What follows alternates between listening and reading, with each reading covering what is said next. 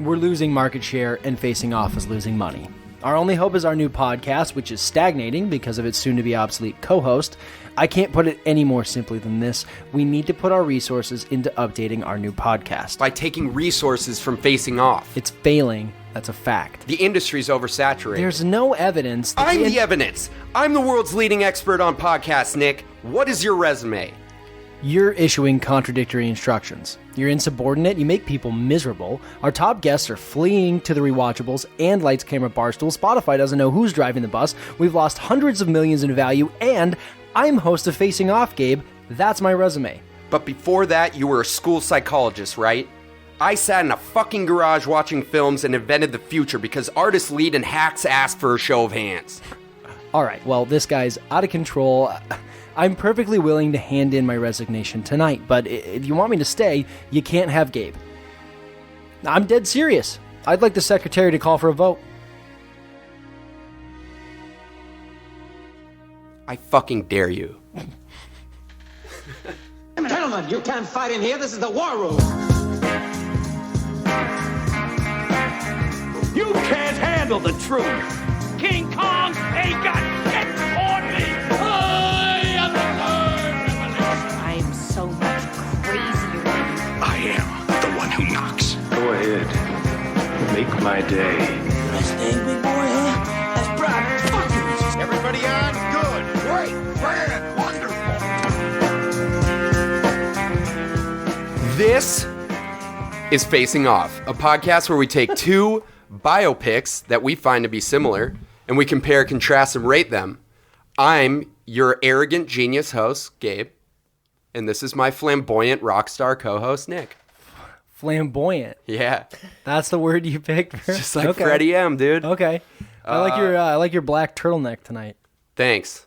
I'm not actually wearing one. I wish I had one of those. Tucked into your beltless jeans. Yo, Nick, we got another guest on this episode. It's my roommate and friend, Alec Goldberg. What's up, man?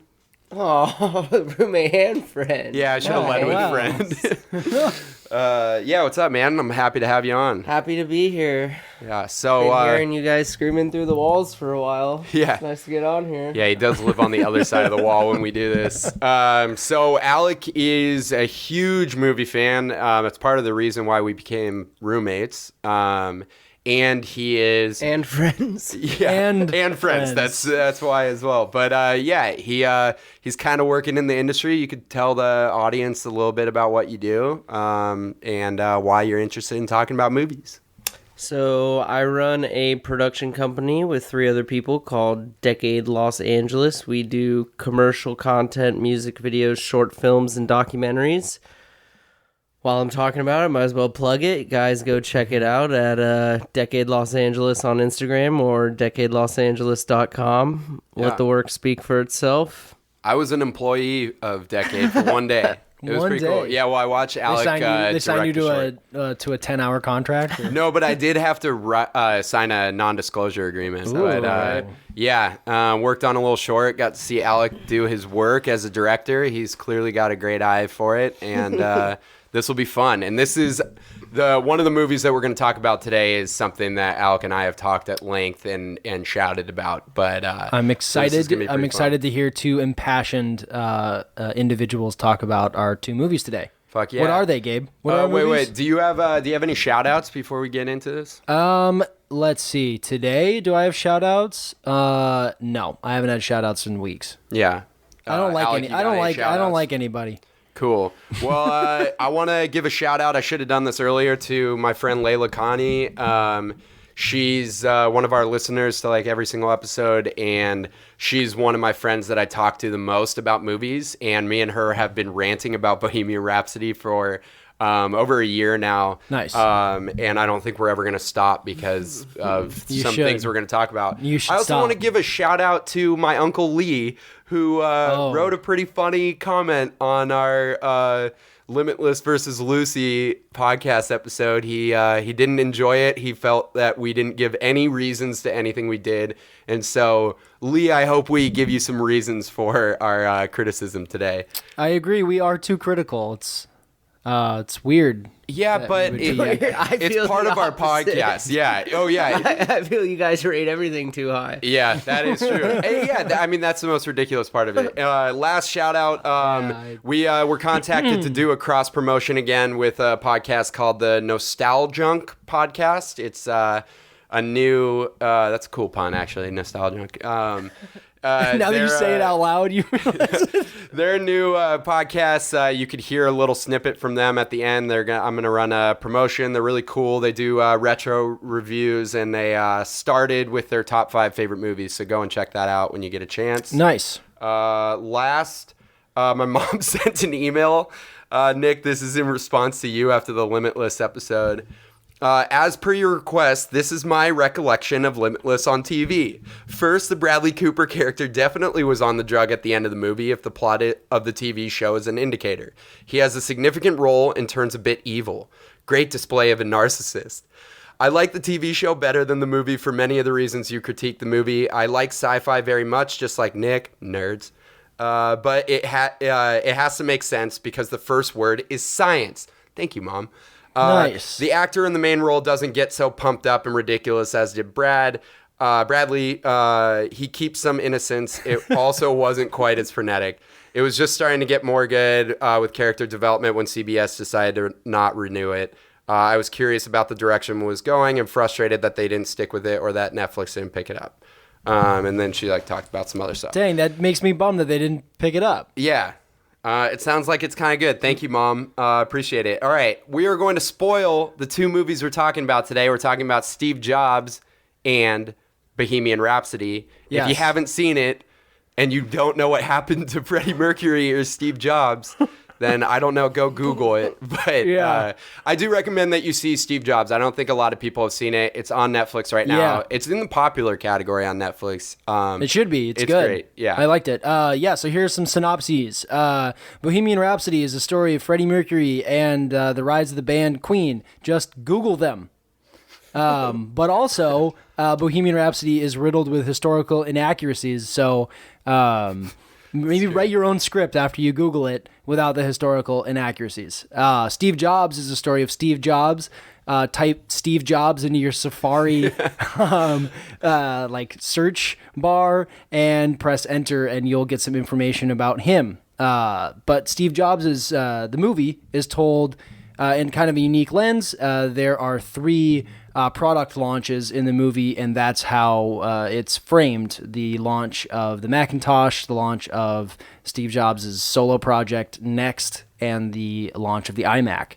So it's kind of cool little framework there, but they're biopics about people who existed in real life. So Google them. Yeah, Screen Rant does a little thing called pitch meetings of movies. That's basically a way, kind of like honest trailers to break down all the problems Highly with the recommended. movie.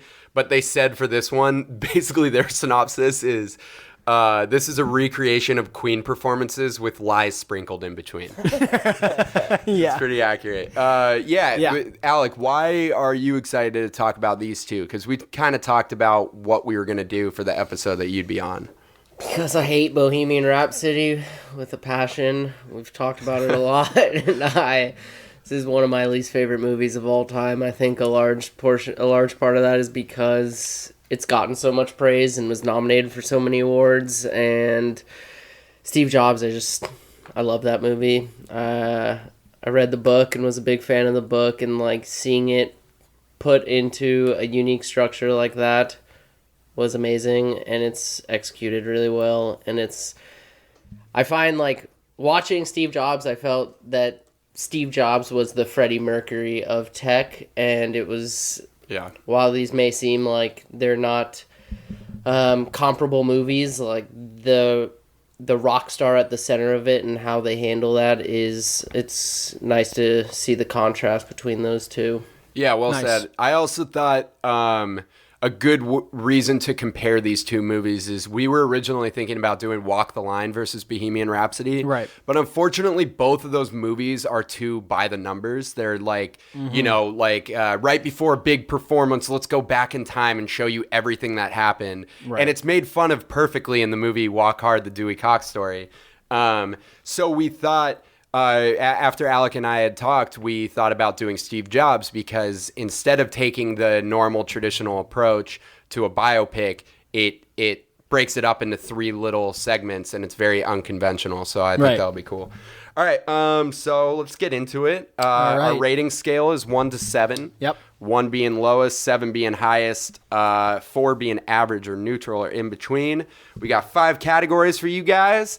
We're going to do acting, spectacularity, eye candy, originality, and legacy, our typical categories. So let's kick it off with acting. Cue Fat Bottom Girls by Queen here. And just play that the whole time that we talk about it. Yeah. Boom. And then all other Just Queen songs. montage it, insert some of our talking, and then the movie will be over in 2.5 hours. True. Well, then let's talk about acting, and we'll start with Bohemian Rhapsody. Alec, take it away.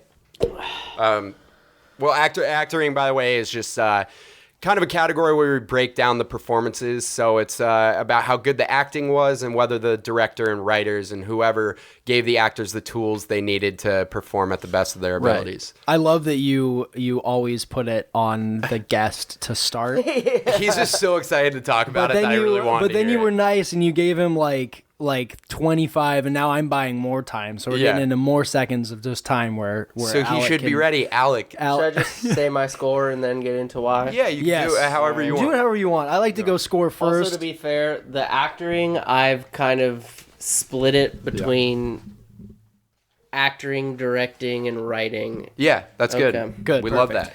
that. So I gave this a 2. I would say, to begin with, the acting, for the most part, they do the best for what they're given. I would agree. But they are given so little that their performances are damaged as a result. Yeah. I am such a big Rami Malek fan. You know that. Yeah. Mr. Robot is We're all fans of Mr. Robot. Yeah. It's probably my favorite show of all time. Nice. And I've seen him be pretty good in other things, but for the most part, like, it's hard for me to see him in roles outside of that. Right. Not to get into You like didn't like the him in Need for Speed? He's in not Need to for get Speed. into like the spectacularity, but I honestly, even watching Mr. Robot, like, there's something about his jaw and like the way he just like moves his mouth that like you're already focused on. Then they put these teeth in his mouth and like it's really hard to get past. Oh, for the me, prosthetic like, teeth. It looks like he's sucking in his teeth the whole time, like a Yeah. mouth guard. I'm doing it. really- You can't. No one can see it, but I'm doing it. He does. You He's look like Rami Malek, so it works. It's interesting because both of these movies I feel like have dialogue where it's like if you were to read it, it feels super corny, but like with Steve Jobs it works, and like maybe if I heard the actual Freddie Mercury talk about it, it would work. But for whatever reason, the fact that there's no like nuanced dialogue in between, every line coming out of Rami Malek's mouth is like some quote or something that's just so over the top, and they don't really develop that character to a sense where I can see the humanity in him. It's more just, well, I'm sure we're going to talk about this a lot through the episode, is like it's the Wikipedia bullet points, and Yeah, like they right. make up That's a good the way of putting character it. through the bullet points instead of the humanity in between the bullet points. Same with everyone else in the band. Like, I don't feel like there was bad acting by anyone. I just felt like Yeah. all of them Good, did though? what Yeah. they were like. They did the best with what they were given, and like all of them had very corny bullet point lines. Yeah. And like all of their interjections seemed to be just like an explanation of where the band was at that time, Right. instead of like who these people are as human beings. Right. Yeah, I'm just thinking of the bassist, and when they write, I hope that that's how they actually wrote Another One Bites the Dust. Oh, yeah. That they were all just arguing, and then they were like, "What is that bass line? That was like every song they came up with. What was that you did? That was Yeah. cool." I mean, okay, so What did you give it, Nick? I agree that Go back to you. that the acting is the best that they could do with what they are given. So I know you guys, and I overrate all of these things that we do for sure. I'm trying to view them from like this silver lining of like, I know, why did people? I'm gonna kill you. Why did I people? saw your score. I'm gonna minimize it because now I feel ashamed of myself. No, go ahead. Like I tried when I rewatched this, which I very much did not want to do. I was like trying to view it from like, what did people like about this? Like, why do people like this? I got called out one time on a car ride to a baseball game. Yeah, shout out Emily Rath. But and was like, well, why? And I was like, because I don't like it. I don't know. And I didn't have. I haven't studied film. I just like watching movies. I very much have studied acting, and I love the craft of acting. And I think that everyone was given the opportunity to be an actor in the movie, but they weren't given the opportunity to be an amazing actor outside of maybe Freddie Mercury. I initially rated it a 6 because I wanted to be like, someone out there obviously really liked something about this, and I know that was, they had reasons for it, but I don't know what those reasons are. So I'm not going to give it a 6. I'm going to give it like a 4 because I think that like with this category, I'm always like, which one of like the acting is, they're doing the best that they can, I think, Rami Malek won. Yeah, well, I want to talk about that so bad. I'm going based off the description of the category. Yeah. So like, because like the but the writing performance in this is part of that. So fucking terrible, and that's like a major part of like how I'm rating this. Is the writing. Yeah, absolutely. Because like within the categories, this seems like the best place to like critique the writing. Like the acting, if we're gonna totally just separate the acting, like that, I wouldn't give a 2 out of 7. But for the acting category, yeah, absolutely, it's a 2 out of 7. Yeah. I never know what to think about directing with this category. Maybe well, this no, is you a could decent I mean, time to directing talk is about huge this. about that because that's why we developed this category to be about whether the writers and director, gave them the tools, because you can watch a movie with really good actors. Like Alex said, Rami Malek is a fantastic actor in the show Mr. Robot and in a few other things. He was good in Buster's Malheart. But he is not that great in this, and part of that is that the way that the characters interact with each other based on Bryan Singer's direction and the writing, and the way the relationships develop together is just not natural or realistic. It's like fantastical. It's the first time I watched this, like I'll give a good example. First time I watched this, the scene where they're all around the table on Freddie Mercury's birthday, and they're all talking over each other and the camera's cutting a ton. Everyone is acting ridiculous, not like natural. They even make the parent, like the dad, like this like typical fatherly like menace character, even though he's kind of subdued. But he has feelings. He has feelings because he looks at the pictures. Yeah, then they look, and then in the middle of that scene, Freddie Mercury just goes up to the piano and he's like, "Happy birthday," and like he's singing, and everyone's like, "Freddie," and he's like, "That's right, I'm changing my name, even my last name. It's gonna be Mercury." And they're like, it's the way that they interact is not how humans interact, and a lot of that is the acting. That, I have to this is going to be in a later portion, but like that scene in particular, there's like 3 problems I have. One is he's doing the happy birthday like to myself, and this scene is like the perfect example of just like cramming in Wikipedia bullet points, because like not only do they show his like his actual ethnicity, which no one really understood beforehand from the band, but then they show him pretty much telling his family he's changing his name, and the second he's done playing the piano, they also get a call saying Mr. Reed would like to be our manager. And it's just like they're cramming all of these things in. It's like literally all of the dialogue is centered around these bullet points of his life instead of the humanity. Don't they also throw in that he was a boxer when he was really young too? Yeah. They're like, which they call back to later in the movie when he's like, "I wonder how good at boxing you are," to him, and he's like, puts his. Well, there's another unbelievable scene. Like in the beginning, he goes and sees the band Smile, where most of the members were from before Queen, and he's walking past them, and he just starts talking to them, and then he's like, "Don't you guys need a singer or something?" And then he just starts singing to them, and they're like, "Whoa, you want to be in our band?" First, the way that they interact is not how humans interact. And also, that didn't happen. They were roommates before. He didn't just walk up to random people. So it's an unbelievable scene with unbelievable performances. And my biggest problem with this movie is he's good, but he's not great. I can't believe he was even nominated for his role. I guess it's okay he was nominated because he shows emotion. But for the most part, he lip syncs the whole time. Yeah. He puts on a ridiculous accent and puts in prosthetic teeth. And that's how he won Best Actor over Bradley Cooper, who literally turned into a singer and changed his voice. And then Christian Bale, who gained 60 pounds and became Dick Cheney. He talked exactly how Dick Cheney talks. I feel like the acting, Rami Malek being nominated and winning for acting is the same concept as the editing for me, where it's like, he had to do so much with what he was given, and like, I don't think Rami Malek could have done any better of a job acting as Freddie Mercury. Maybe if he didn't have those teeth in. I don't, fair, but I don't think he should have been, A, I think the writing was terrible, but B, he shouldn't have been acting. I don't want to go off on a tangent, but like, Sacha Baron Cohen originally was supposed to be Freddie Mercury and would have been so much better at this, and like, also wanted to be involved with a lot of the writing and just would have made this whole thing a lot better. Yeah, I mean, one last thing I want to say is, like, there's, like, you said that most of the cast was pretty good, and I agree. There's one glaring problem.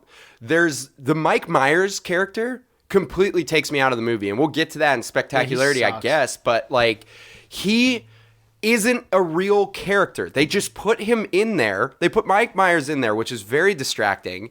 And they put him in there because in Wayne's World, he famously sings or lip syncs Bohemian Rhapsody. And they even give him a line in this movie where he goes, "We want teenagers to bang their heads to this kind of music. They wouldn't do it to this." And I was like, what the fuck is Mike Myers doing in this movie? That's so dumb. And the performance is ridiculous, and it's a fake person. Yeah. So it's also a real shame we don't learn about any other members of Queen from this movie besides not really. this. And Brian it's in May their was perspective. That's the craziest fucking part, is that this whole thing is like their perspective, and they clearly like don't tell the full Freddie Mercury story. Right. And like the band was way too involved as producers in this, because the whole movie to me feels like they're coming like in and being like the parents, like, "No, Freddie, you've got to stop. Like, we've got to sleep and like wake up early tomorrow."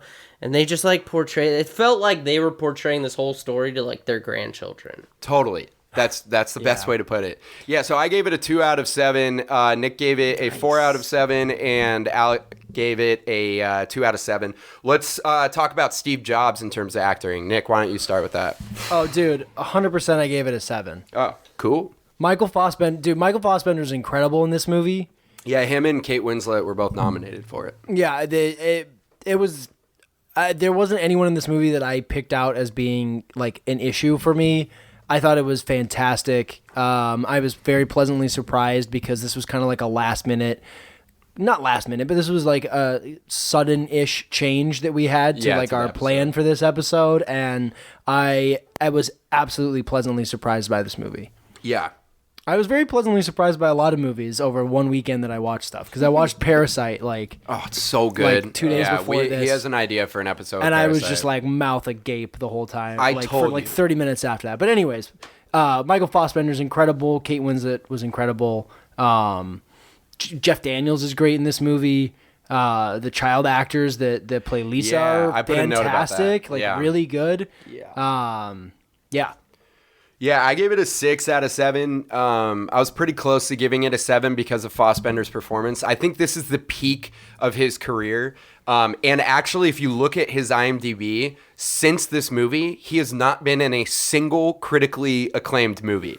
It's all been really bad downhill. Like, he has one of the more bizarre careers. He does. But he was incredible, and I think Had it not been the year that Leo was in The Revenant and the Academy is like, we have to give him an award. He's putting himself in carcasses. He's going to kill himself. Had it not been that year, I think Fassbender could have won. I think it's so nuanced and it's really difficult to play someone so unbearable, but also so enticing on 3 of his most anxiety-induced days of his life. Yeah. God. I also agree. Really I think good. Kate Winslet was fantastic. It's unlike her early roles. Jeff Daniels, Catherine Waterston, Michael Stuhlbarg. If you don't know who Michael Stuhlbarg is by now, like, don't talk to me. That guy is an incredible character actor.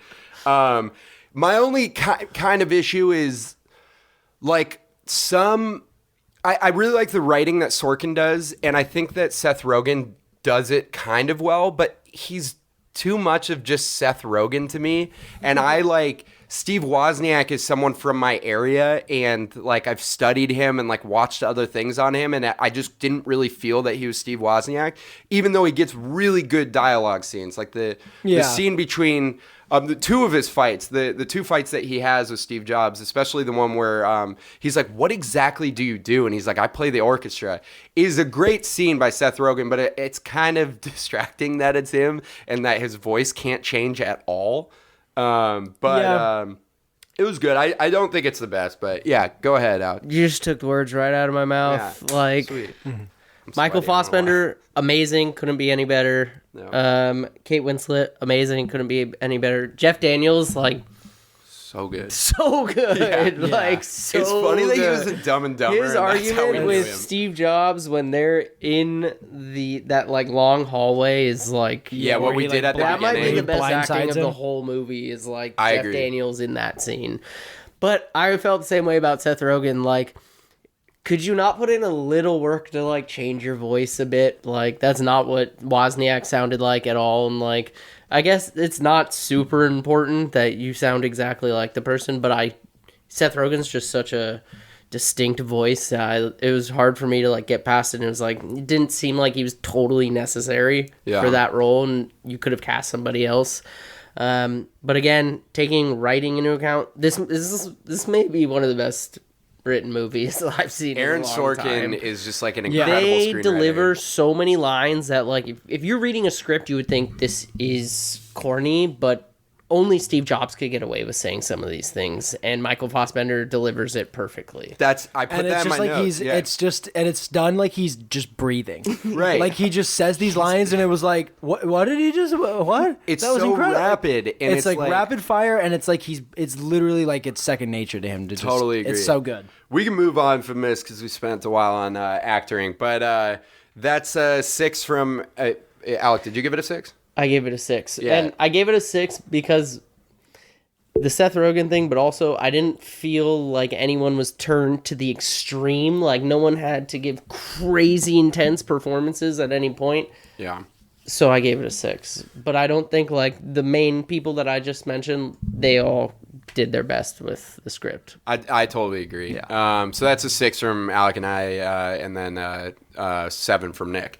Let's move on to our next category, spectacularity. Spectacularity is just about the engagement level of the movie, whether you were really engaged or you were distracted or you were worried about runtime or bored during it. So let's start with Steve Jobs since we're on it. Nick, why don't you go? Or No, why do you want don't me you to go? You All go right. this time. So I gave Steve Jobs a 5 out of 7 for spectacularity. I think it really helps to have like a powerful visionary character in at the forefront to keep the stakes and the interest high. And obviously that's led by a really powerful performance by Michael Fassbender. It also helps that it's a movie about relationships between a complicated, arrogant man and the people that are trying to get through to him. And I love that. That is like a perfect type of movie for me. I also think that we talked about Aaron Sorkin's script. I think the rapidness of it it keeps you really engaged the whole way through. And I love Sorkinisms. You can look that up online. It's pretty funny. They took something that would be like a mundane and turned it into this big like tech reveal. They even kind of made it a little ridiculous with the crowd, but that's kind of how they reacted to those things.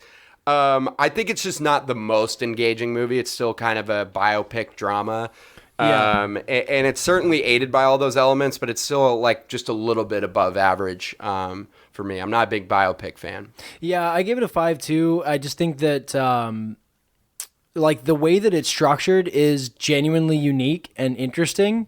And if you know that it's going to be 3 reveals when you first watch it, like I did, you're like, what are the reveals going to be the whole time? You kind of, it makes sense once you watch the whole thing, why it's done that way. And it's very unique, but at the same time, at the end of it, I think for some people watching it, you would end up being like, wait, that was the end of the movie. And it's kind of like, it's like it's a little bit weird how they do it. I like it. I don't think I love it. So I also gave it a 5. So that's kind of where I stand on like how engaged I was in the movie. At the same time, the performances in the movie are so compelling that I never really wanted to turn away. Like Fassbender's performance is one of the more compelling performances that I've seen recently from a lead actor like that. I really, really enjoyed watching him be a dick. Well said, Alec. That's so true. I was falling in between a 5 and a 6. If you put a gun to my head, I'll give it a 6 because for when you consider how... Hold on, let me get my gun. When you consider how trivial, like, what is actually going on is, and that it's literally just the hours leading up to these product releases, they somehow make it as dramatic and as interesting as possible. But, I mean, I view this category as just engagement. Yeah. Does that sound accurate? Yeah. Yeah, definitely. And the It's kinda opening of the movie throws you right into it. They have this soundtrack that's like making you anxious, and then they throw you right into the dialogue. Yeah. Like they're up there looking at, I can't remember what they're looking at when it first starts, but they're talking about, is it going to say hello? And you automatically are thrown in like the Aaron Sorkin dialogue where he's like, Andy, they're like, which one? And I love that. Yeah, I love that. That too. joke was so good. And He calls one of them Andrea. He's like, so we'll have to change one of them. He's like, yeah, but this only applies to you. You're the only one who doesn't know. Or he said something like, you're going to have to, everyone else will have to change what they're calling each other or something like that. Yeah. But you are thrown right into the movie, and it's like instantly you're on the edge of your seat, like, oh, are they going to get this done before they don't want to be late? Are they going to get it done before the product release? And I didn't stop to look at my phone or like wasn't pulled out of the movie at all. Like, for what they were covering, like, I was constantly engaged the entire time. Yeah. Yeah, it's a good way of putting it. I think it's pretty simple that it's a pretty engaging movie. So that's 6 from Alec and 5s from Nick and me. And I think the score does a lot on this. I totally agree with that. That was like. Do we know who did the score? Yeah, Daniel Pemberton or something like that. Yeah, it's great. Danny. Yeah. I don't know. It's a really good score. I really enjoy it. So let's talk about spectacularity with Bohemian Rhapsody. I'll kick it off again. I'm going to give it a 2. Killer Queen by Bohemian Rhapsody. No, honestly, by Queen plays now. Thank you for talking about music, because I want to start with just the beginning where they're showing the 20th Century Fox logo and it's a guitar riff instead. Yeah, it's annoying. I that's lame as fuck. Wait, are you saying you liked or disliked? No, that? I disliked that. I thought it was extremely lame of them. I was so. I actually kind of liked that. Okay, here's the structure of the movie. Introduce the characters and their problems very briefly. Band gets together. Freddie barely struggles with a mic stand. Band is famous. Then it proceeds to be band struggles slightly with a song, then immediately successfully performs that song, or the band has problems with Freddie, and then the band comes together and they rock together.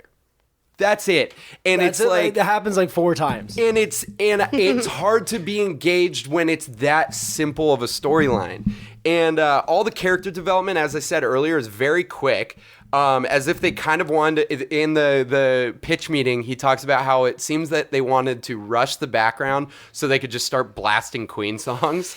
And that's definitely true. Also, like, Freddie is like ultra confident right away. Like, there's no development into him being like confident as this lead singer, even though in the very beginning he's like a really sad Parsi boy who's called a Packy. Like, I don't know. It's all just very cookie cutter. I think there's fun moments, I guess, but I'm not really that drawn into them because Yeah. I could just go watch performances of Queen. Oh, but I really like Fat Bottom Girls though. Yeah, of The course. song. One of the first moments that I was taken completely out of the movie is when he's hanging out with his girlfriend and he is underneath the piano with her and he reaches up and starts Dude, playing. but that piano's ill. It has black, But white he keys reaches and white, up black keys. and plays the melody of Bohemian Rhapsody like perfectly upside down and goes, I don't know, it has potential. And then like I was like, what the fuck is this? This is not how this happened, and this is so bizarre. I mean, I gave it a 3 because I really like Queen songs, so it wasn't a 2. Okay, fair But enough. that's the only reason it's not a 2, because Queen was like my 3rd favorite band when I was a kid. Other than that, I really hate the way that it works. I hate the way that it unfolds. 37 minutes into the movie, Freddie Mercury says the line, Mary knows me in a way no one else ever will. The movie is 5 times that long. And we've had maybe 5 scenes with Mary and Freddie up to that point, and like one of them is essentially just them like making eyes at each other and being like, I like your fashion choices. Yeah. And then there's another one of those scenes is also about fashion choices. And then all of a sudden he says this unbelievable line where it's like, Mary knows me more than anyone else ever will. It's like, dude, no. No, I don't believe that. I don't believe any of the character development in the movie. So that's the first thing that takes me out. Nothing in this movie is earned. Nothing in this movie is earned. That's That's the best way of basically putting the it. summary Yeah. of this category for this movie. Like it's like minor bunch of blah blah blah, big Queen song, huge montage of important things happen. Bunch of blah blah blah, big Queen song. No struggles. Literally no struggles ever. So there's no stakes to any of it. It's like every other band movie we've ever seen. They struggle a lot to make their music and to become popular. There's no struggle. That's the only one is like a fake character who thinks that Bohemian Rhapsody isn't going to work. And then, oh boy, they're going to tell you, they're going to flash across the screen all of the critical responses to Bohemian Rhapsody. I actually smacked my head and said, oi, right when that happened. I don't think that Bohemian, like, I gotta look this up, but I really don't think the Bohemian Rhapsody was it wasn't as popular as they I don't make know, it they out to be. flashed a bunch of Song? The song. When it first The movie comes is, out, for sure, yeah. it was really big, right? And they say it at the end, right after Freddie Mercury passed away. Yeah. That's when it became this huge anthemic song. I don't know, but they let you know what the critical response was. I don't know, man. Alec, what did you think cheap. about It's cheap. spectacularity? I gave this movie a 1 Okay, because sick. I honestly can't think of another movie where I am taken out of it more frequently than this movie. Every minute there's Lucy. something that happens in this movie where I'm You like, wanted to know where are you that ended up. fucking That's right. kidding me?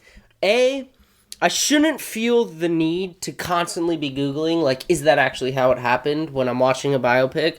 Because I'm engaged enough with the actual characters that I don't feel the need to see if the actual bullet point events are legit. But I felt I had to do that because it seemed like how they're developing their actual characters is centered around a lie of an actual bullet point event. That opening scene, or not the opening scene because they flash back, but the scene after that where he goes and listens to Smile. Yeah.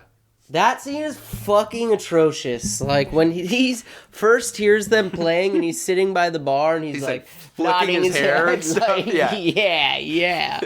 Like, I was like, is this a fucking joke? And then they go out, and I wouldn't have known this if I didn't feel such an urge to look it up when he actually meets the band, and he walks up as they say, as the other guy's like, I gotta quit, sorry, and he walks up and he's like, I hear you guys need a lead singer. And I know. it's like, are you fucking serious? And it's not even factually accurate. So I just have a list of things that constantly took me out of the movie. The teeth, like, I couldn't get over the way that he was talking.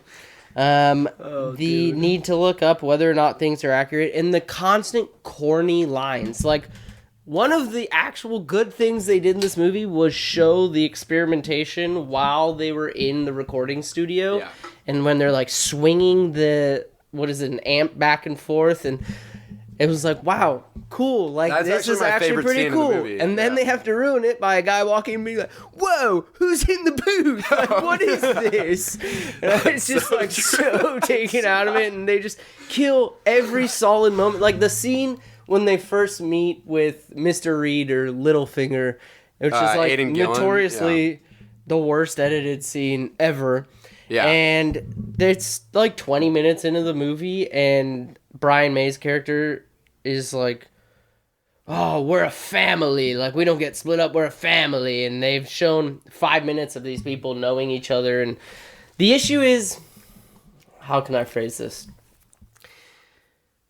You don't give a shit about any of the characters, and they don't give an opportunity to develop the characters where there's conflict. Yeah. Like, conflict is the heart of drama, and there's no conflict to, like, reward you to show that they're friends now, because any parts of conflict, they've eliminated the ability to write that scene in because they've lied about the actual moments that occurred and, like, the events that led up to it. They just made up for the sake of, like, having this movie flow. And you can't, like, totally fake how their relationship dynamic. You can fake, like, how something went down as a means of getting to the relationship dynamic. But what they decided to lie about took away their ability to actually go back and write in conflict. Yeah, that's great. If I could add anything to that, it's just that we usually talk about, like, the length of a movie and how that can be bad. I just think that this movie is too long for what it is. Painfully so. Well, if there's not going to be any struggles, they're just going to skip that, and they're going to make it, like, fast-paced, and they're going to edit the shit out of this movie. It should not be over 2 hours. Right. You could do the other things, but you can't have it be that long. Like, Freddie Mercury doesn't even really struggle with His AIDS. sexuality? Dude, seriously. Well, okay, but That so takes a all the total stuff, backseat to all of the other conflicts. Okay, so the problem is they put in the fact that he got AIDS, his AIDS diagnosis before I said eggs, AIDS diagnosis before Live Aid, and that's not true. By all accounts, he got it well after that, and so the movie was supposed to take place before, so that's probably why they rushed that.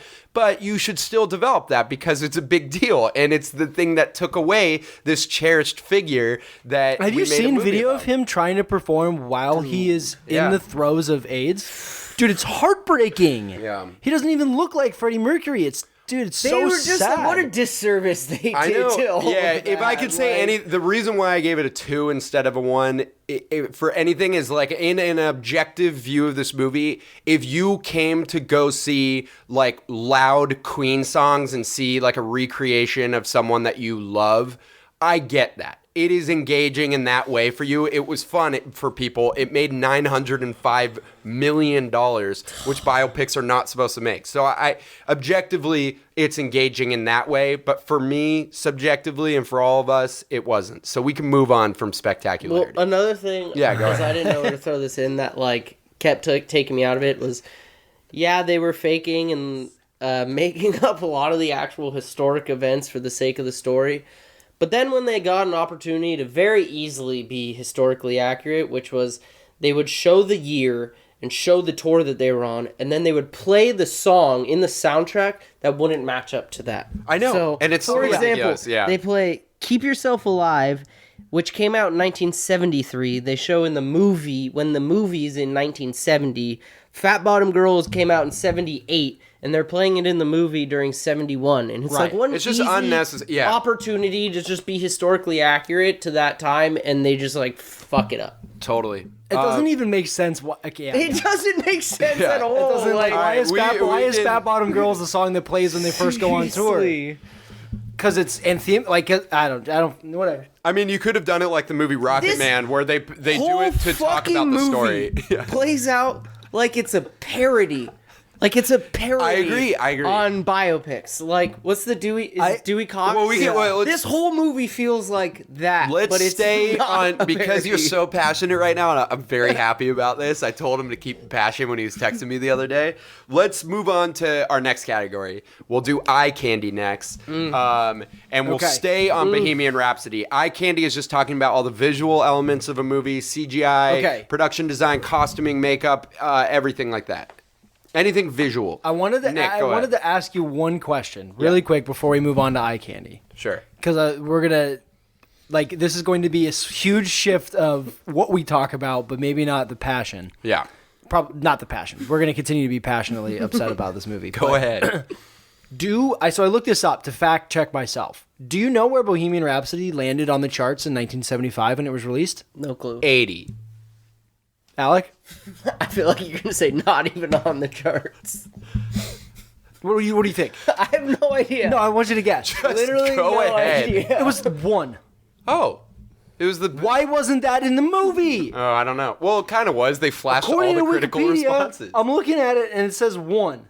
Well, they did. Peak position 1 in They spent 1975. about 40 minutes of the movie showing you how popular Bohemian Rhapsody ended up But being. wouldn't it have been more impactful to show all and funny to show all those negative remarks and then be like, actually, it was number 1, bitches, and then true. have them? It would have been I don't get simpler. It would have saved us some It's time. the same point that Alec was making. You miss an opportunity. All right, Alec, Speaking of going on to the charts, there's also a scene Jesus when they're Christ. like You're right. compacting. This is off the Talk about charts. compacting bullet points is when Freddie proposes to what's his wife's name? Mary. Mary. He proposes Mary. to her, and as he is proposing, the band bursts in to tell him they made the charts and they're going to do a tour in America. Oh, I know. Within 60 That seconds, scene is that awful. occurs. In the filming, and actually this is perfect because I wrote this down in terms of the filming.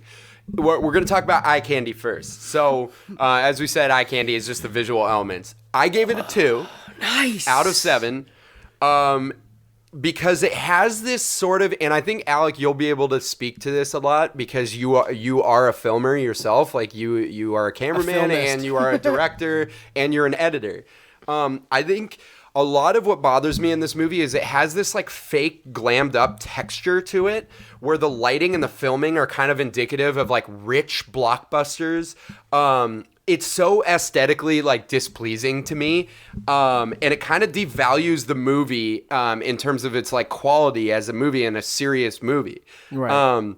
It almost looks like a TV movie. Is it a serious movie, though? It was an over $50 million budget, which is a lot. Yeah. Although it made $900 million, which is crazy. That's disgusting. The cinematographer for this movie did Drive. One of my favorite visual movies of all time. love that So it's movie. clearly Brian Singer and 20th Century Fox's like shitty vision. The big thing I want to talk about in this that Alec I think can speak to, because I've seen he spends long days editing all the time on his computer, is how over edited this movie is. And if anything, the best actor thing, some people may argue, Rami Malek really deserved it. Fine. Winning best editing for a movie that is now used in film schools as one of the worst edited movies, and an example of how not to edit a movie, is crazy. It literally ruined the Academy Awards for me. It's so, I agree. That ruined the Academy Awards. And by what I'm talking about in the editing is that they changed the angle of the camera. They cut to a different camera, literally every 2 seconds. Quicker than every 2 seconds. Well, you're right. So the one scene that Alec was talking about earlier, where they're sitting down and they're meeting with their soon-to-be manager, played by Aidan Gillen. In that scene, someone broke it down. There are 60 cuts for an average shot length of 1.8 seconds. So every 1.8 seconds, they change to a different angle, and none of it. It's okay to edit a movie. You should edit a movie, and you could do different camera angles. It shows different motivations of characters. It shows different facial things. It shows different things in the background. It really sets the picture. With this, they kind of like contradicted themselves. They would have. What's it called when something isn't right in the background, but continuity errors. They're like continuity errors. It doesn't lend All anything. the editing felt like it was as a result of continuity errors. Yeah. Or it felt like they were editing out Bryan Singer's vision because he was getting in trouble for like diddling people. Oh boy. Yeah, he sucks. Alec, go I ahead. gave it a 2 as well. For me, I actually think some of the scenes in between the performances were shot pretty well. Yeah, like in the Specifically, studio. The studio, as well as when they're at, although I don't like the scene when they're at his house finding out he's a boxer, like the way, I actually really like the production design of those, not the performances, but everything other than the performances. Yeah. I really enjoy the production design and cinematography. And then the performances, I don't even know how to phrase it, it all felt so staged, like they didn't.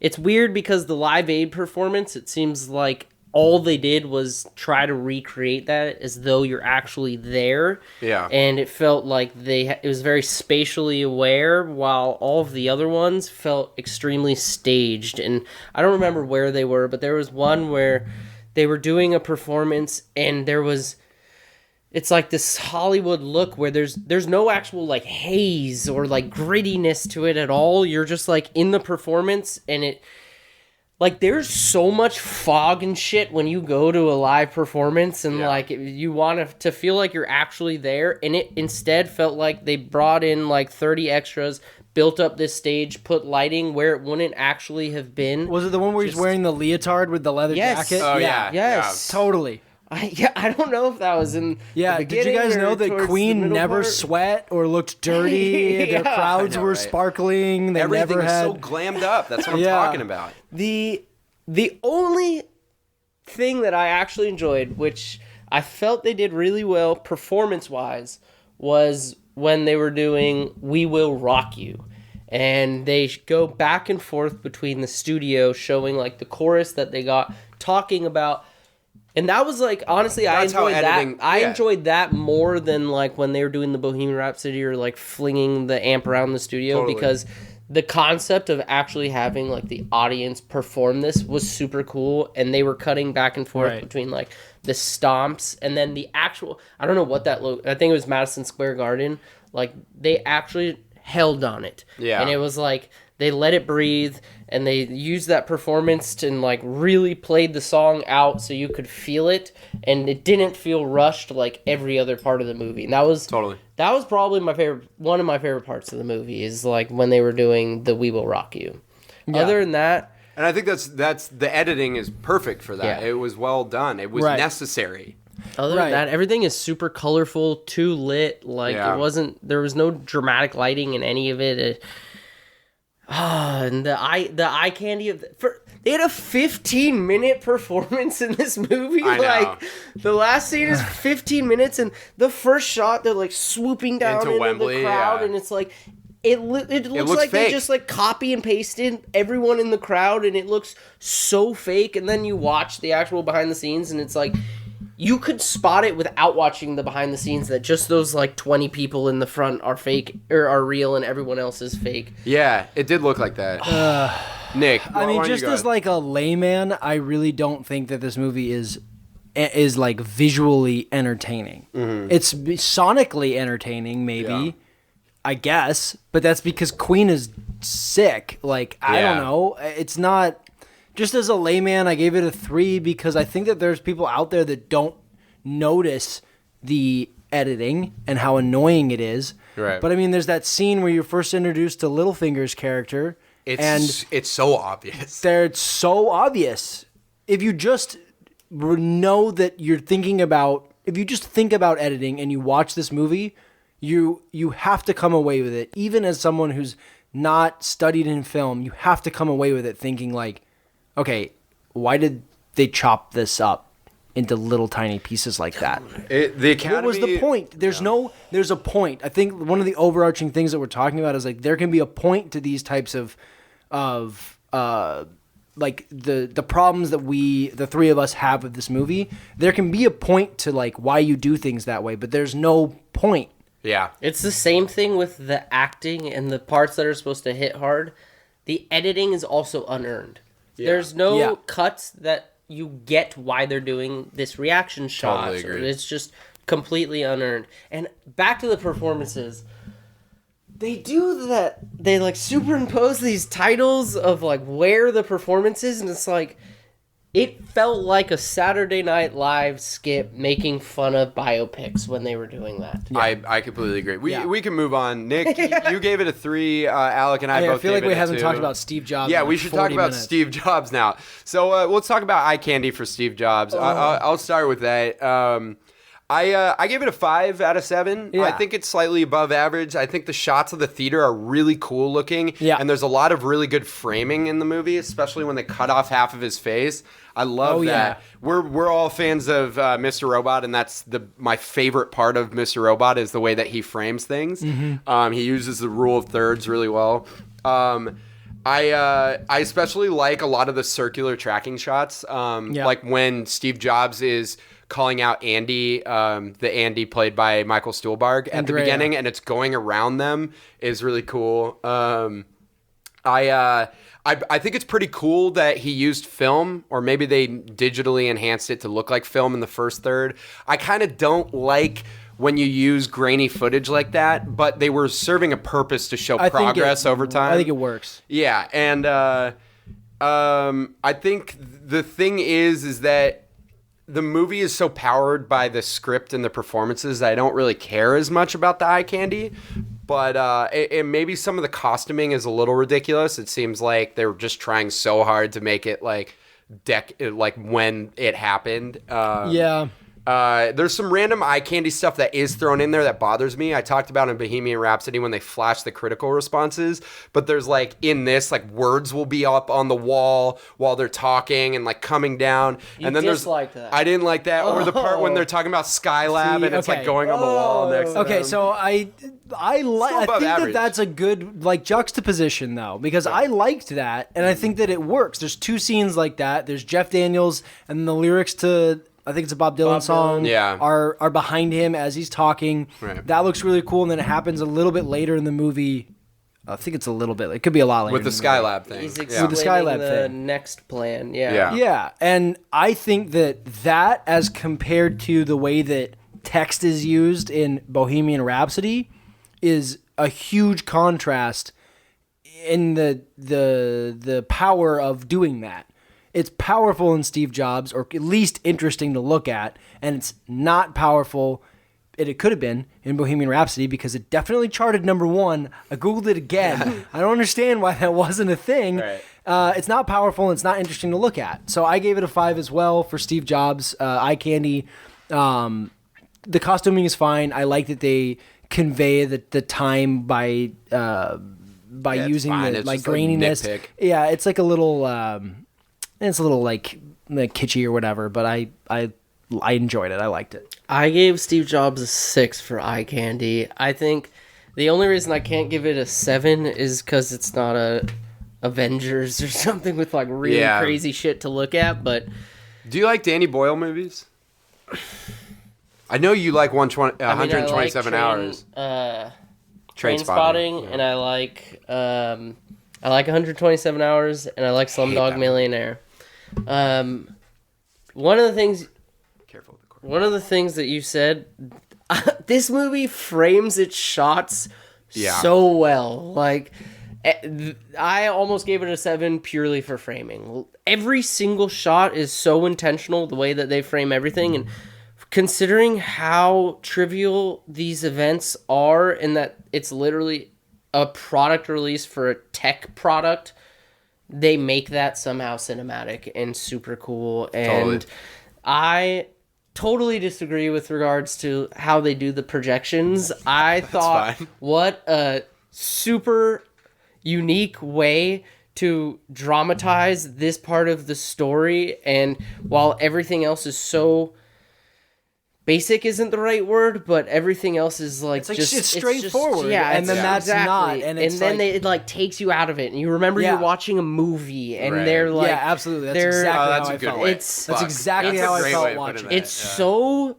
cool to see that, and especially because they do it in I was obsessed with the grain, how it transitions from graininess in I the like that beginning too. to like digital, especially because here's a movie that's covering tech. Right. And it's further showing you whether or not people notice it or not, which is also really important because I think there's a lot of things that go into like the development of technology that people don't realize, and it's a subconscious thing, such as, and then they parallel that with how they actually film the movie. Yeah. And like the graininess from 88 to, I may agree be with that. wrong, but I think from 84 to 88, it gets proportionately less grainy. Yeah. And then totally digital by 98. Yeah, that's something I liked about the And movie. then in addition to the graininess and the projections, which are super unique ways to deal with how they're telling the story in sequence,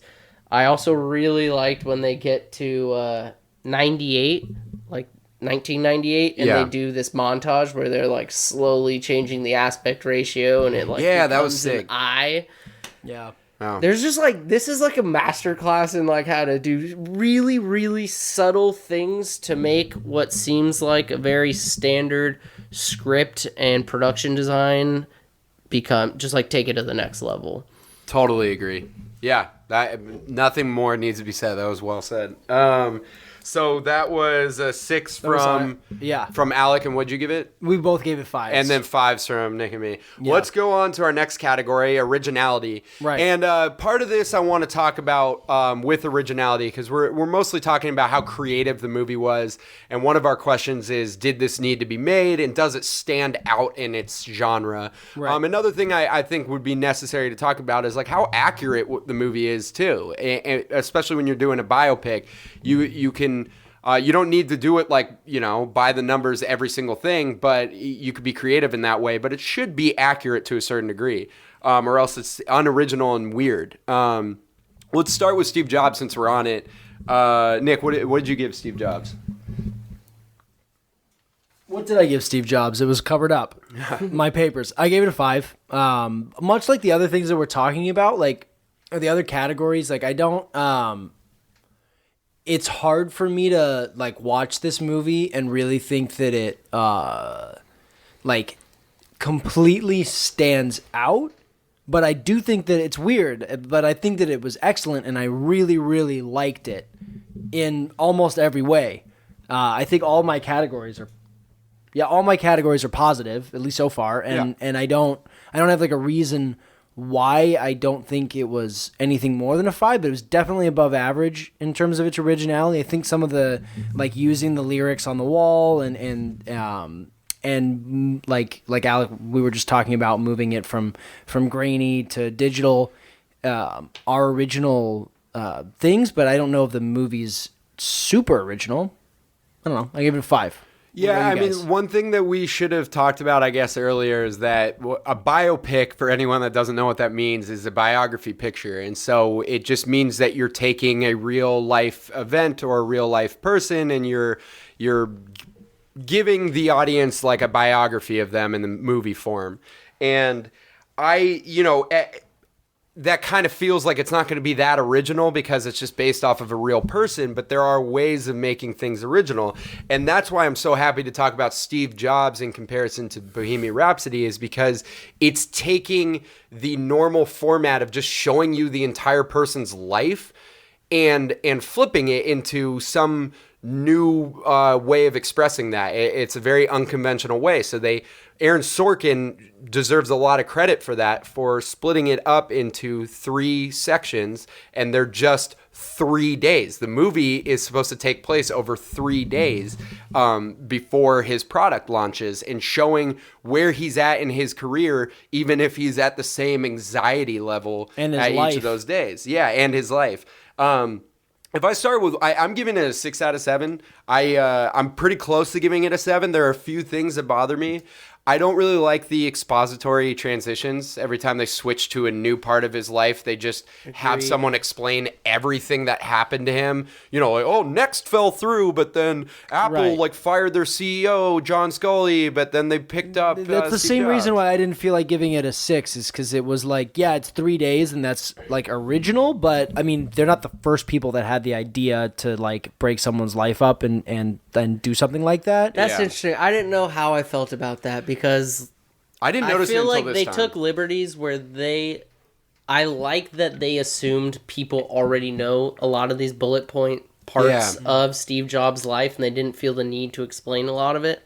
But I feel like everything they actually said on those transitional phases where it's like the news is just bullet speaking, it's bullet points, but I think those are actually points that people really don't know. And like and we they're needed talking to- about like how the products failed or succeeded and how they transitioned, who was CEO. Like those are little points that unless you read the book, like people really don't know about Steve Jobs. And I felt like maybe there's a better way to do it, but like when they decided to actually do that, I felt like that was information that was actually critical for people to understand and like how you transition from one to the other. That's why I'm happy you're on this podcast, because you're one of the only people I know that's read the Steve Jobs book. Well, I guess I know a few people, but like I really did want to know how accurate it was, even though it didn't need to be, you know, it doesn't need to be accurate.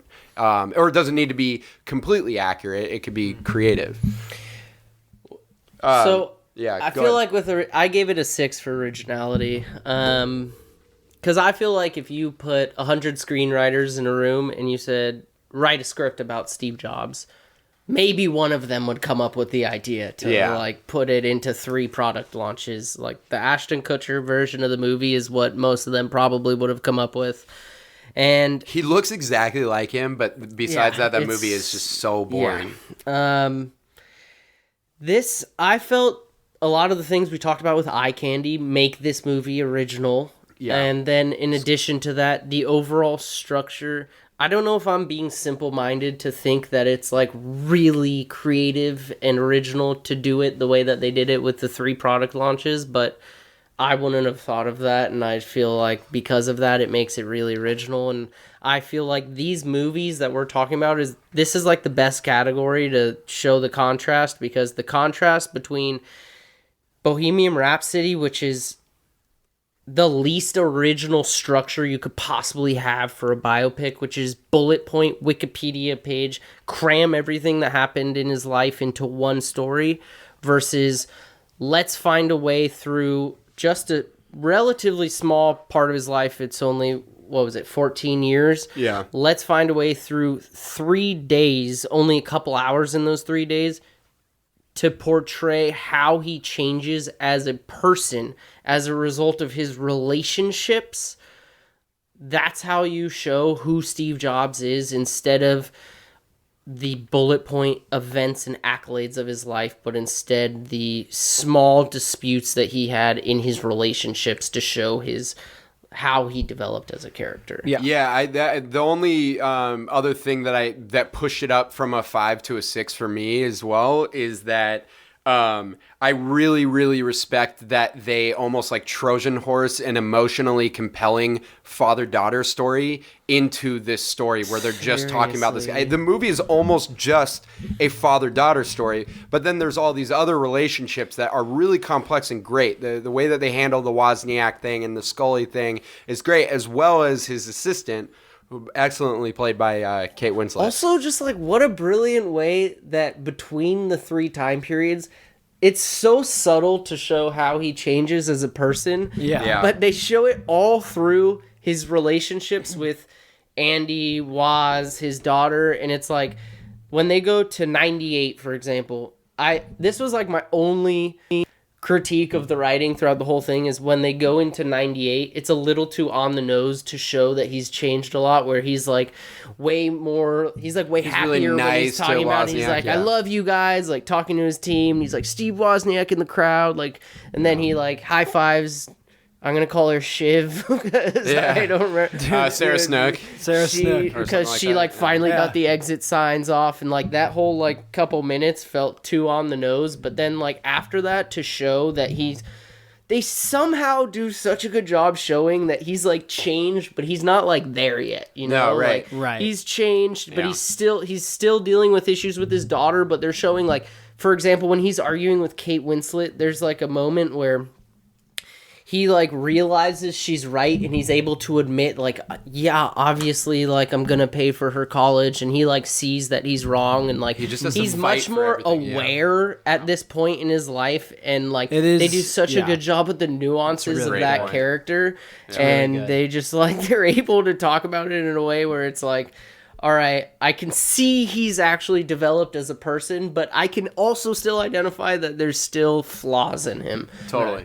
What they were not able to do is make everyone else age besides him. I know, right? Because- They all look exactly the Because same. Sarah Snook doesn't age at all. Steve Wozniak barely seems to age, and Kate Winslet has a little streak of gray. Oh, That's pretty they good. did with Michael Stuhlbarg's character, the Andy. Oh yeah, yeah, yeah. plays that Andy, was good. Andy, They did a gets, good job. Andy Yeah. gets old too. He's so, but that's it. He's so good in that movie. I just thought that was like a I didn't minor even detail I remember thought was kind of that funny. Shiv was in it until because I watched. Well, I didn't know who she Succession was. after Right. Yeah. I watched- No, all of us did. Yeah. Yeah, so that's what you gave it a 6 as well, Yeah. right? Yeah, so that's 6s from Alec and myself, and then a 5 from Nick.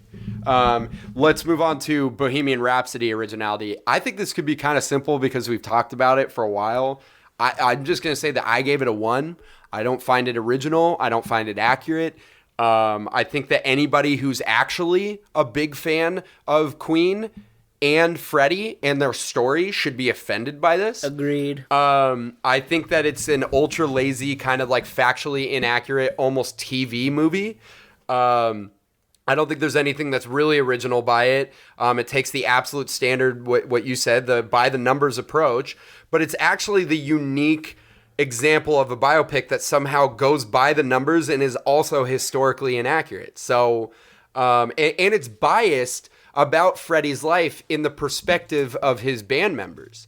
And they chose to leave out certain details and highlight others. So, and I do really want to say, I mean, the historical inaccuracy part of it is really important because they, just for the sake of drama for the movie, they put in a lot of things before Live Aid that didn't happen.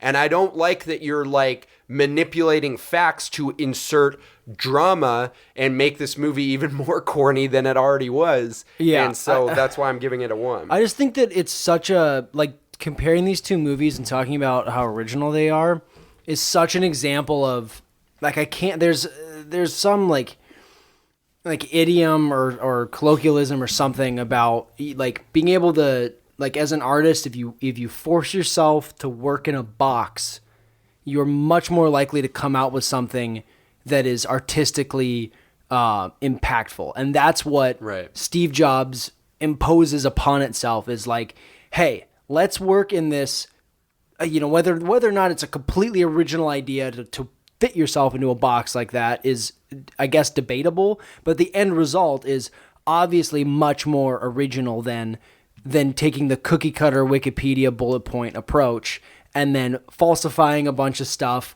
just being ham-fisted as, like, just so ham, like, it's like punching you in the face with stuff sometimes. There's scenes in Bohemian Talk about the one that Rhapsody. you told me. There's a scene in Bohemian Rhapsody where Fat Bottom Girls is playing. So that's kind of ironic. I'm pretty sure that's playing. Freddie is having a conversation with his wife, who's in Europe while he's in the States on tour, and he's like talking to her, and he's just eye banging this dude that's walking. A trucker dude wearing wearing like trucker dude a costume of a trucker. wearing a Halloween costume trucker outfit. Yeah. Who's also eye banging him while he's on the phone with his wife, and he says like bye to her, Yeah, and she says- the trucker walks into a bathroom, and she says, say hi to the boys for me, and the door to the bathroom closes, and it says in comically large font, men. And it's like, Hey, did you guys know that Freddie Mercury was gay? like I didn't know that before this movie. I had no idea he might be interested in men. Like, Yeah. I had no idea Bohemian Rhapsody, the movie, like, there's things like that. Like, and it's just They turn it into a reveal I know. that he's gay. Yeah. like, I don't know if they intended that. The bass player gets the smallest room, and they make like bass player jokes in the movie, and it's like, ha ha ha ha, no one's ever done that before. It's bogus, dude. Yeah. I don't know. It's not original. I took that one personally. What I did played you- bass what in did a you give band. it? That's not fair. I gave it a 1. Yeah. What about you, Alec? 1. Yeah. Do you have anything to add to it? What you're saying is like about the box is interesting because I feel like Yeah, that was a good point.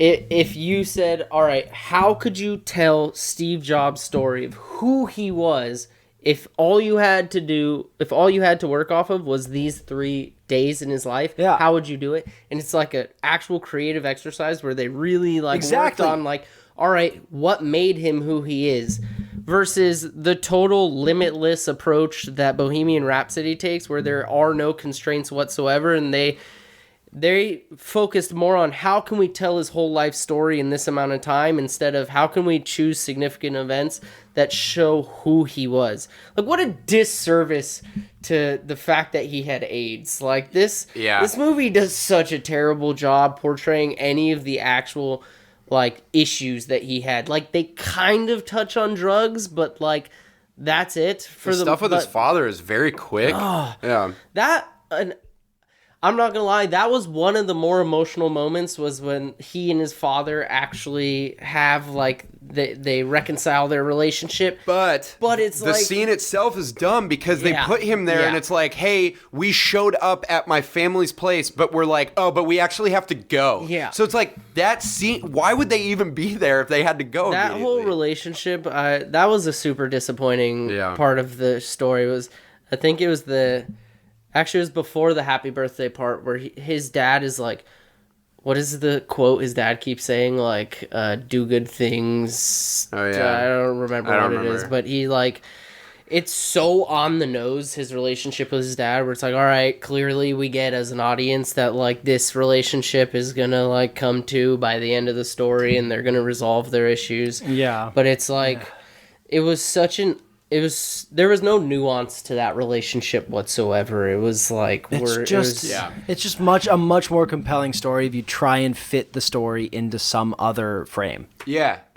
Yes. Some more original framework for this movie would have been so much more impactful on so many different levels. Yeah. What's also interesting is like we talk about how it's told from the point of view of Queen. And I remember Sacha Baron Cohen was talking about when he first was talking to Queen about it. I think it was Brian May was saying, yeah, halfway through the story, Freddie Mercury's gonna die.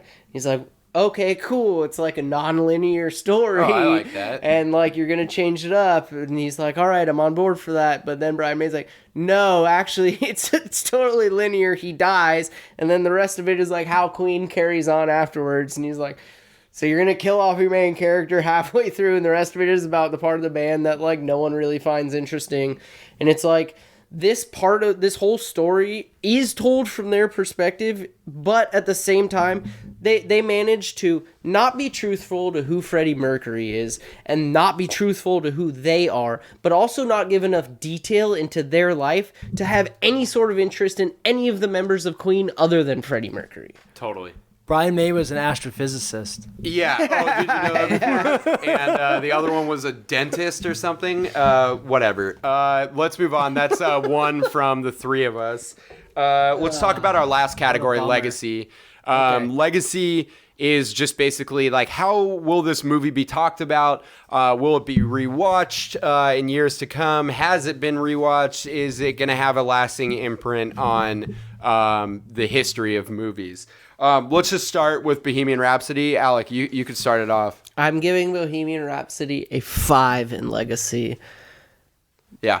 For bad reasons. I think it will continue to be talked about for years to come about how not to create a biopic. Yeah. Like, it will literally be the subject in film classes of how not to do this. How not to edit, how not to structure a story.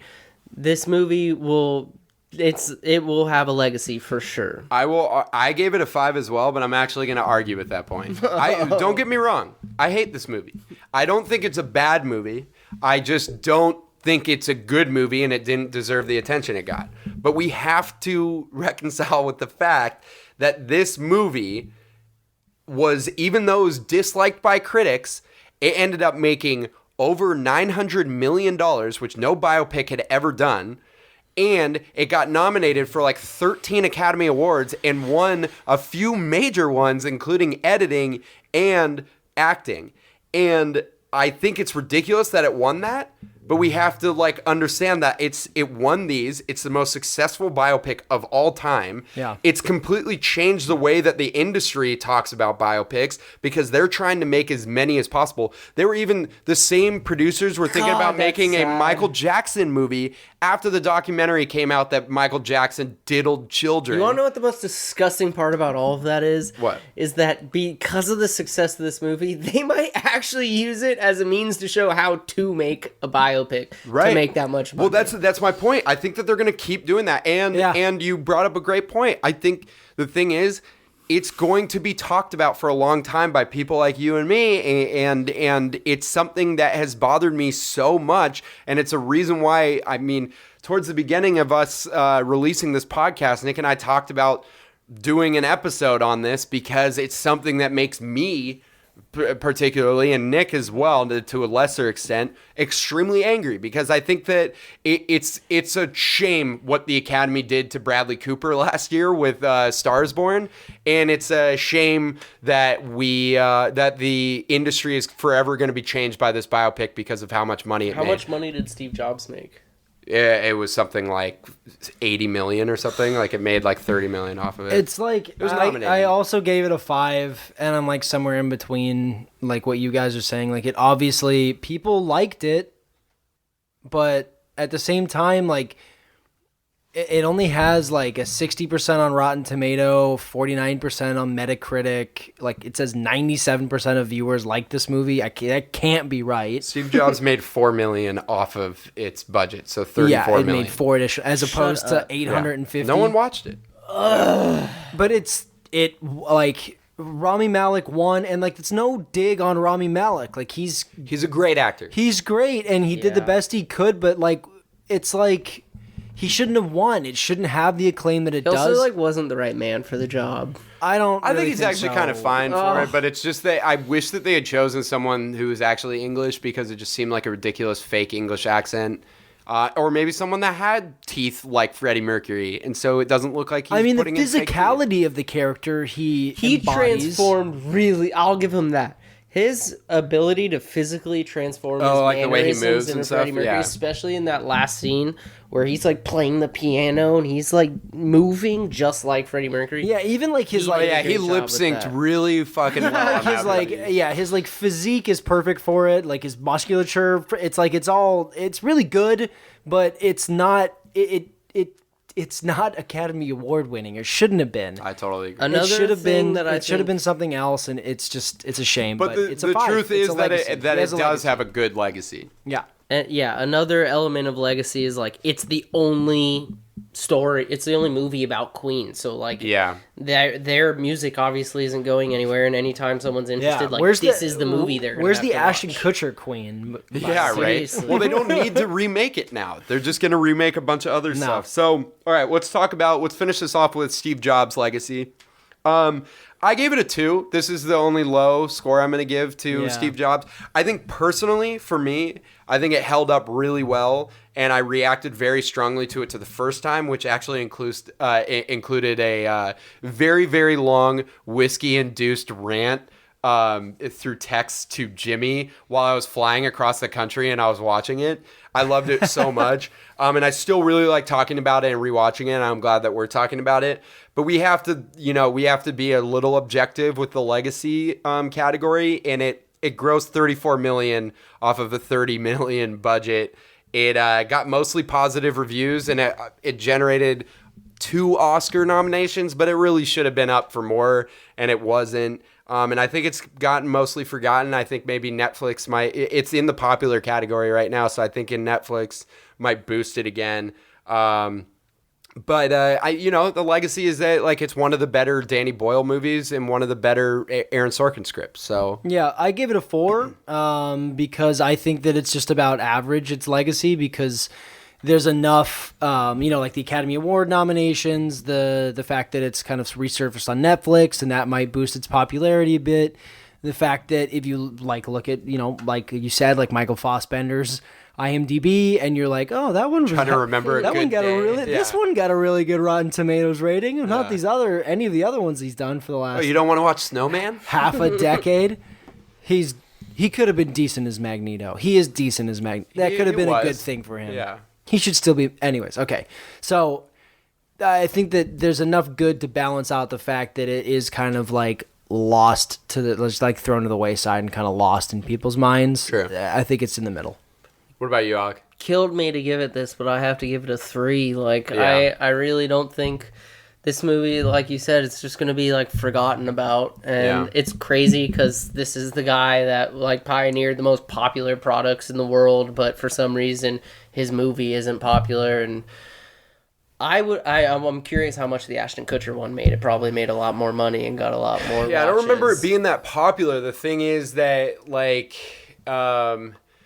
I think part of what's so unique about the movie kind of hurts it. It's almost too artsy for, like, basic people, and that's why it didn't make a lot of money. Like, most people went to go see Bohemian Rhapsody and loved Bohemian Rhapsody because they wanted to hear Queen songs loud and they wanted to see, like, a kind of flamboyant performance of it. And I think the award that went to Rami Malek was an award for Freddie Mercury. I don't really think it was that much for Rami Malek. Hot take. Yeah.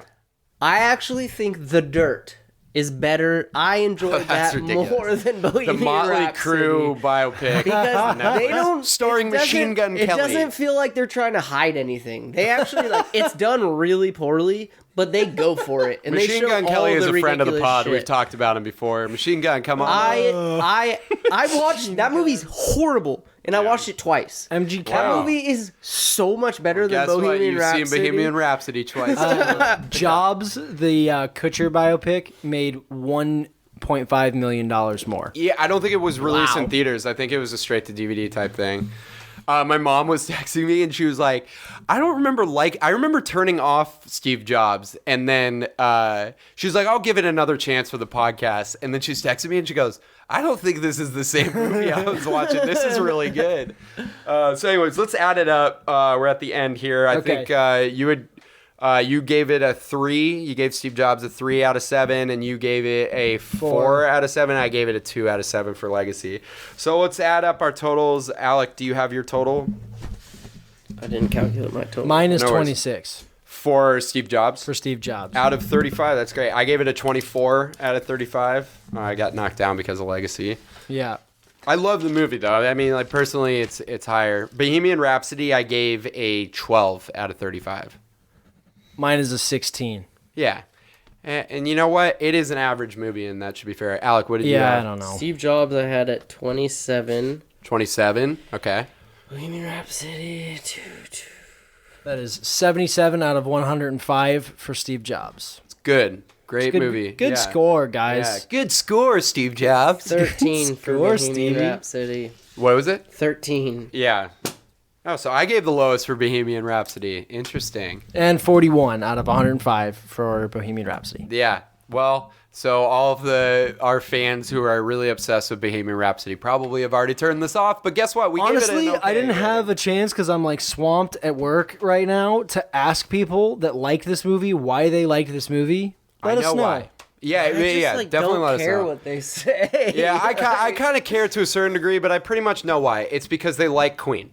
And, yeah, well, and I think, really, really, really like Queen, and Yeah. I didn't like this movie. Let's finish this off with a shortened. Stupid. Like, people loved that movie. Like, Dude, you know what's Yeah. the worst part? You know what the LVP of Bohemian Rhapsody Yeah, well, is? let's get into our accolade section. LVP, 100%, the character Paul.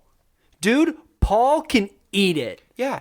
I don't Paul think was he the worst. Yeah. who's Paul? Paul is his like boyfriend who kind of Yeah, breaks up the that guy band. sucks. The typical That guy you guy have to have in every sucks. movie that breaks up the like Elton John had the same thing. Dude, on Richard Madden on was great. every though. single level, Paul is the worst character that I've seen in a movie and I can think of off the top of my head in a while. Yeah. Paul is an awful person in the movie, an awfully written character, and just his acting performance isn't even. I don't even. Alec, do you have a least valuable player for either of these? It could be from Steve Jobs. It's Paul. Yeah, I mean, yeah. God, I hate to say, I think Seth Rogen. Yeah, okay. I hate to say I don't think that, he's worse than like, anyone in. It's not worse than Paul, dude. Paul wasn't even interesting. I just think Yeah, I now know, that dude. we're I didn't realize he was a talking bad about guy it, until they told us he was. Alec didn't even know who Paul was, It dude. sounds like Seth Rogen was casted for the reason that he would bring more eyes to this. Yeah. Like, it seems like Yeah, it's great that's a great casting, point, yeah. but like I don't. That would, aside from bringing people in and money, that would be the last person I would cast. Yeah, it's like it's really done well by one of his friends, like Jonah Hill. It actually is done pretty well in drama performances, Right. And he's been recognized for that. Even he would have been better. Here's my as least Wong. valuable player. My least valuable player is the Academy of Motion Picture Arts and Sciences. I I didn't know can't that was believe an you guys option. gave multiple awards to Bohemian Rhapsody. My MVP is Aaron Sorkin or Michael Fassbender. Aaron Sorkin's Yeah. script is incredible, Aaron and Sorkin for me for sure. this is the peak of Fassbender's career for me. I also love him in Shame It's and 12 100% Years a Slave. Slave. Yeah. Oh, dude. You should have won 12 Years a Slave. Fuck you, Jared Leto. We hate you on this podcast. You are not a friend to the pod. Dude, Morbius, Nick, though. do you have an MVP? It's That's different? Fassbender. Okay. It's Jared Leto. Do you guys have like a best scene from Steve Jobs that you want to like give a shout Oh out? man, the scene that we quoted at the beginning of this movie. Definitely. The scene in the dressing room. Especially the scene at the beginning because they're going back and forth in time and you don't know if it's true. It's Right. like he has this distorted sense of reality. The scene where that's he's like, tough. "What size is your shirt? Oh yeah. What that's size right. shirt are you?" And the guy's like, "Huh? What?" It's like, "I need a shirt with a pocket. feel Go out like into the crowd, find a shirt." And that's so smart. He's like, the iPhone is supposed to fit in your, or this is supposed to fit in your pocket. Floppy so, like, disk, Yeah, yeah. floppy disk, yeah. That's such a tough question. I think I'd have to say two scenes. One, when he's explaining his plan before the next product review, Yeah. when they're in the hallway, and second, when he's walking with, I can't remember who it was, but they see Alan Turing on the wall, and he's like, The reporter. "Who's that?" He's Yeah, talking about and the- he's yeah. like, That "What guy else was is great. That guy in?" He's in a ton of stuff. He's he like, has that exact role in so much. yeah, shit, I he's feel really like. good in Silver Linings Playbook. Yeah. As the like friends. They're walking through, and he goes, "Who's that?" And he's like, "Alan Turing single-handedly won World War II." And then he's like, "Why isn't he part of the campaign?" He's like, "Because you had to ask who he was." Yes, that line is so good. Let's talk about some quotes because we didn't really like talk about a lot of them. I wrote down some ones that I just love. I love when there are some lines that are like kind of like it sounds like Aaron Sorkin making fun of his own script. Yeah. So there's like when Steve Jobs goes, Coach lands in the runway at the same time as first class, and Kate Winslet just goes, I don't have the first idea what the fuck that means. Yeah. But there's another one where he goes, he says some quote, and she says, I feel like that's something that sounds good but doesn't mean anything, Yeah. which is great. Yeah, I mean, my favorite quote is, "God sent his son on a suicide mission, but we like him Yes. anyways because he made trees." Yeah. God, dude, there's so many of these. It's not binary. You could be decent and gifted at the same time. I love that. That line, I'm pretty sure, was an actual line that like That makes Woz sense. is quoted for, but I'm pretty sure for them. I also think the Alan Turing line comes from like an interview or something, but Yeah. some of these other ones, I'm not sure. My favorite line from the whole movie was when Woz is talking to Jobs. It's 88. And they're talking to each other like in the orchestra area, and he goes, "This guy here is someone you invented," and he's like telling that to Steve Jobs. Oh, that's a great line. And it's like he's like, "I'm the only person who knows that this guy here is someone you invented." Yeah. And I was like, "Wow, what a great!" I play line. the orchestra. That's another great so line. good. First of all, can I tell you something about Time Magazine? I believe it's the training ground for paid assassins. Or the line about Lisa, he's like, no way, this can't be Lisa. She used to be this big. And he's like, yeah, they get taller. Yeah.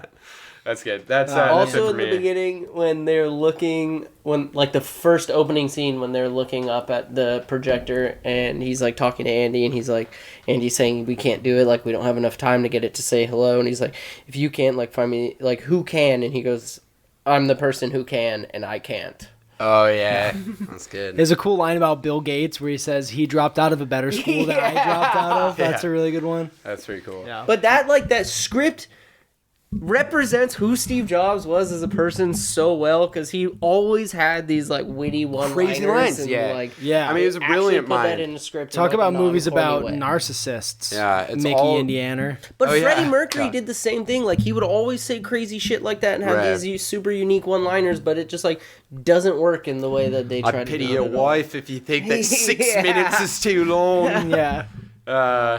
Yeah, well, okay, so to close it out, I'm going to do like a quick Gabe's movie minute. I watched the movie Richard Jewell, and I actually ended up liking it a good amount. I don't like Clint Eastwood as a director. People that know me know that I do not like him as a director, but the performances are really powerful in that, so it was a cool movie, even though they pissed off a lot of people. Recommendations, do you guys have any recommendations based on what we were doing or other things? Oh, man, I had one. In the middle of this, I thought of it, and I can't remember. Maybe we keep talking. Yeah, I'll think of time. it. Go ahead. Damn it. I mean, I hate when can't that begin to happens. list all my recommendations, so I'll just do the things I've seen recently. Yeah.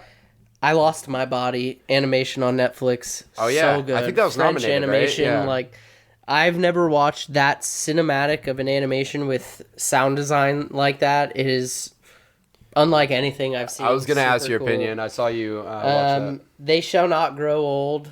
Oh, yeah, the documentary. I'm super happy I watched that after watching 1917, because Yeah. it makes the movie seem so much more accurate and is really well done. For sure. A show that I've just been obsessed with recently is Broad City. Oh, really? Dude, it's like That's so funny. You know, funny. is it because It's your so brother funny, man. started My getting brother into it? started Yeah. watching it. He lives in New York, and I would see him watching it. Then I started watching it, and now I'm almost done. Dude, with Oh, yeah, it, we and didn't it's shout so out funny. Matt. I only know Alec because I Yeah. was friends with his older Woot woot. brother in high school. I would not recommend Mandalorian to anyone. Whoa. I hated that show so fucking much. I like the last liked- 4 episodes. You Oh, liked the I- first episode, I and like the walked first out. episode. I kind of like the second episode, and it's such a shame that's the Bohemian Rhapsody. Like that, it's such a shame that gets so much attention and Baby Yoda I agree all with over that. social Yeah, for media. sure. And last one, which I saw for the 4th time last night, is Parasite. If you have not seen this movie, It's the best you have movie to of go see this 2019. fucking I don't movie. want to It hear an is- argument about anything else. That and Uncut Gems are the best Oh, yeah, movies of I the agree. year. Oh, I still need to watch it. Yeah, Marriage Story is up there for me. Yeah, Marriage Story I is have a really recommendation good, too. based on what we watched, a musical biopic. I really like the movie Blaze. It's one of Ethan Hawke's director movies. It's about this guy named Blaze Foley, who is this like forgotten and misunderstood kind of like country singer. And it's done, if we're talking about like unconventional, like it's done in a really beautiful artistic way. It's one of my favorite movies from a few years ago. So check that out if you get a chance. Even I don't like country. It's not really country. It's more like folk. But it's great. You guys have gone through some movies, so I'll recommend, because I love alternative versions of songs. Yeah. If you've ever listened to the fast version of "We Will Rock You," that no, it's really cool. Queen released a different We Will Rock- version of that song, and it's a pretty awesome like punk song. It's really cool. I can't man. imagine that at all. Yeah. Dude, it's really super cool. curious. I wish we could play it at the end, but we don't have money to do that. Yeah, we don't have the money to do that, but you should check it out because it's a really cool alternative take of that song that they made. Cool. Well, you guys can follow us if you're not already on social media. We're on Instagram, instagram.com/facingoffpod. We are also on Twitter. You can check out Nick's funny tweets. Twitter.com/facingoffpod. Just look up Facing Off for both of those. Send us an email. We will read it on the podcast. It's been really fun having my mom send us emails and getting the fake hate mail from Otto. facingoffpodcast@gmail.com. Alec, do you want people following you on Instagram? Yeah, why not? Yeah. Yeah. Decade You're Los basic. Angeles. Yeah. Look up Decade Los Angeles. I commented about them in our newest Instagram post. Honestly, really cool stuff they did. I definitely recommend that you guys go and check out the music video for the rapper D-Smoke that they did called Lil Red. It's amazing. Really proud of them. Thanks, bro. It was cool working with them. Yeah. And do you guys have a send-off? I didn't mean it. Bismillah.